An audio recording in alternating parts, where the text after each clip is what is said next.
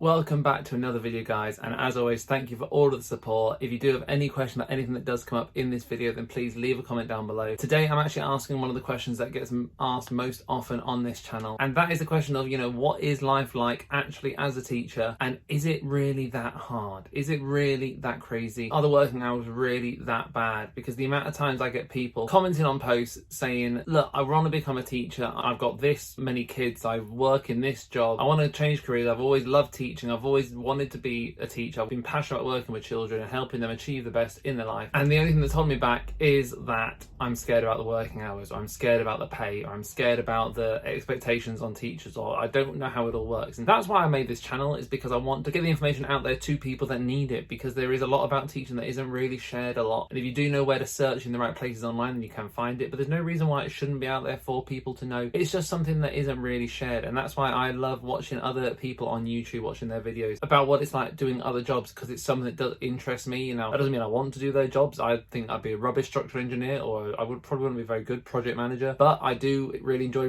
watching the videos about what their jobs are like and how they do things, just because sometimes it gives me ideas about how to do my job, and other times it's just really interesting, and so I do enjoy it. So hopefully this is going to be interesting for you guys, and I'm going to answer some of those questions about what it is really like as a teacher. Now, the first one we're going to answer is about the working hours, and are they really that unmanageable? Are they really that crazy? And the problem with this answer is that it does vary between school to school, and I know some schools where teachers are expected to be in school from 7 o'clock in the morning till 6 o'clock at night, and that's their normal working hours, being in school 11 hours a day, and then they might go home and do some more work too. And it does sound horrible, but it's important to say, guys, that does not mean that is the way for all teachers. That has never been the way for me as a teacher, because I've worked in a very supportive school for my whole teaching career, and they have enabled me to not only make sure that I'm happy in my job and I'm working with a sufficient well-being balance and kind of work-life balance in my life, but also that they focus on reducing the workload for teachers and teaching staff, and that means that the teachers aren't expected to be at school all hours of the day. One of the first things my head teacher told me when I started teaching was that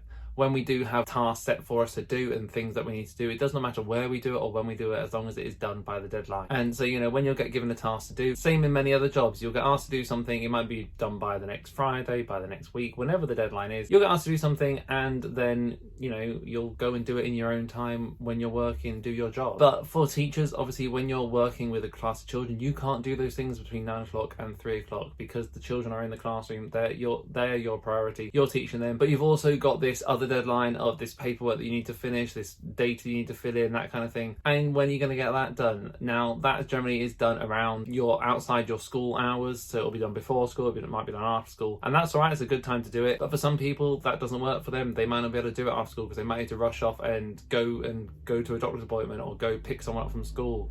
And one of the things a lot of teachers do struggle with is some schools do not necessarily accept that. But it's important to say that, again, that's not the same for every school, okay? My school always has a motto where if you need to go do something, then you have to go do it. And as long as you're getting the work done when you can do it, then that works for you. And that's been the most beneficial thing for me. It's one of the things I'm really thankful to my school for doing, because over the past 6 months, my work schedule has changed massively because of the birth of my son. And I've ended up doing a lot more work early in the morning, and then leaving school a lot earlier than I used to. I used to get up, get ready, and leave the house pretty quickly and get to school early.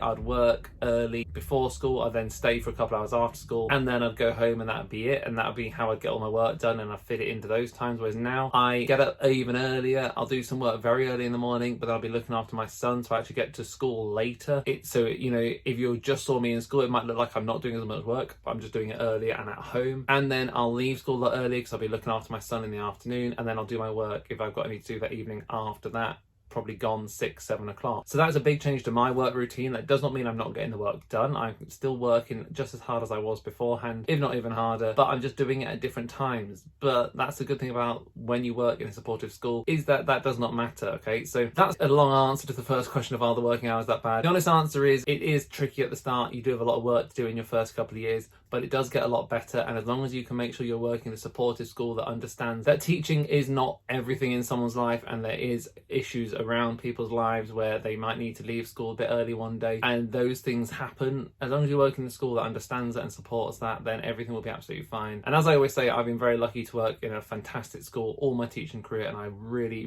enjoy working there. So thank you to everyone at my school if you ever decide to watch this video. And if you do want to kind of ask me any further questions about what I mean by supportive school, then do let me know, and I will we'll kind of go into that a bit more. But yeah, it is something there. It's not the end of the world. It's not as scary as you hear in most cases, but there are unfortunately some times where teachers are expected to do far too much work for the hours in the day, basically. But yeah, once you can prioritize things and work through things a lot better after your first couple of years, then it is a lot easier to get the work done inside a sensible working day. And moving on to that, we're going to talk a bit about the working day now, because that is something that, as you can tell, has changed a lot, and the kind of the working hours in school. So generally the children will turn up to school somewhere between 8:30 to 9 o'clock, depending on what school you're working in. And as a teacher, I'd probably expect to be getting to school somewhere between 7 and half 7, maybe even 8 o'clock. Now, at the minute, I'm generally getting to school for about 7:45. That's what's working for me at the minute. Once my son is in nursery and I'm dropping him off, I won't be getting to school to about 8:15, and the children will be coming into school about half an hour later. So right now, I'll generally be getting things ready in the morning, because I'll have an hour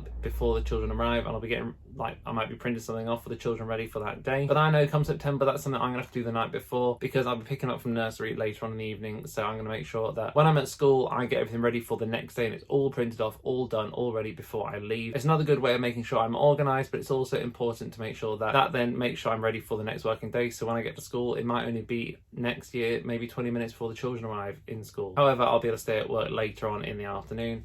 So I'll be staying at school till about 5 o'clock. So as you can see, those working hours kind of change. I'm still doing the same number of hours in school, but it'll be kind of 8 o'clock till 5 o'clock next year. Now it's more like 7:30 to about 4 o'clock. So, you know, there are changes, but I'm doing more work at home as well now, whereas I'll be doing less work at home next year, because I'll be spending that extra time in the school in the afternoon. So they're my kind of general working hours. They do change week on week. They change day on day, depending on what kind of things are going on. If I have to leave slightly early in the afternoon or get to school slightly early in the morning because something's come up, then I do that, because it is flexible. There's no kind of set time.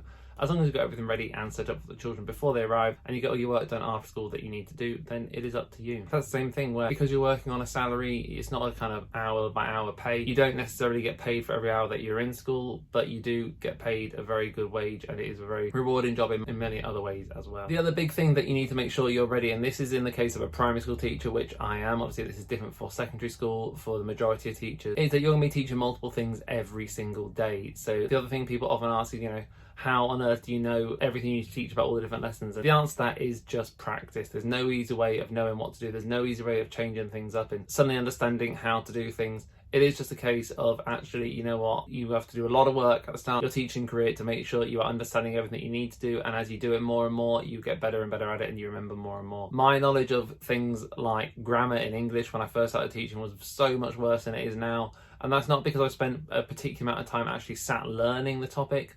It's just because I spent time looking ahead at the lessons I'm going to teach, making sure I understand each different lesson that I teach, and as I teach it again and again, then it goes into my head the same way hopefully it's going to some of the children's brains as well. And I'm teaching myself by teaching them, because they always say about when you're learning something, the best way to prove that you've learned everything, you've understood something, is if you can teach to someone else. So if I don't necessarily understand what I'm talking about, there's pretty much no hope for the children to understand what I'm going to be talking about if I don't actually get it myself. So yeah, it's really important to make sure you do have a good understanding of what you're about to teach. And that's why at the start of your teaching career, there is a lot of work to do, because you're not only keeping up on top of all the paperwork and all the observations and all the lessons and how to teach lessons, but you're also having to get on top of all the subject knowledge too. But yeah, hopefully this has given you a bit of an idea just about some of those questions people ask about teachers and their working day and their working hours and that kind of thing. Is it that bad? It's not always that bad. It can be a lot better than you hear sometimes, but there are cases where it can be really tough too. But I'd always suggest get into teaching, go for it, see what it's like, see if you enjoy it. If you're passionate about teaching, you can find the right school for you, then it'll be absolutely brilliant, I promise. So yeah, thank you very much for watching, guys. Thank you for all the support, and as always, a new video on a Tuesday, Friday and a Sunday, and I'll see you very soon.